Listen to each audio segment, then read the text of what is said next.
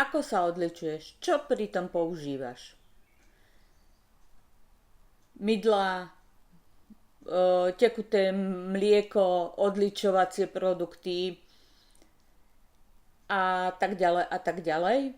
Takže samú chémiu a plus k tomu ešte vatové tampóny. Ja používam iba túto rukavičku, ktorú mám navlhčenú.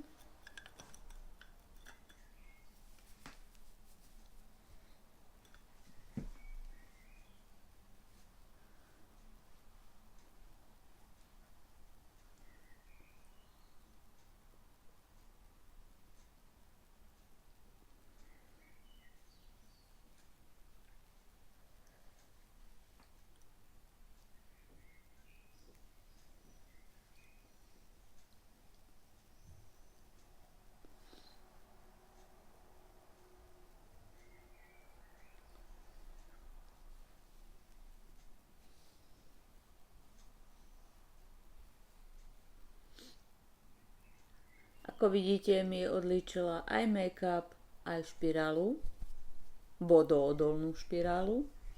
No a keď si zoberiem teraz tampón,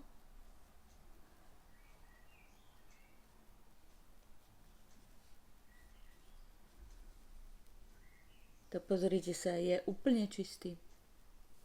Takže celý make-up mi zišiel vďaka tejto rukavice, na ktorú potrebujem iba čistú vodu. No a aby som sa postarala ešte viac o moju pleť, tak používam raz do týždňa túto masku na pleť. Je to naozaj úžasná. A raz za 2 týždne používam tento na úžasný peeling. Pozrite sa, aké je konzistencie, takýto perleťový, no nádhera. A nič viac nepotrebujem.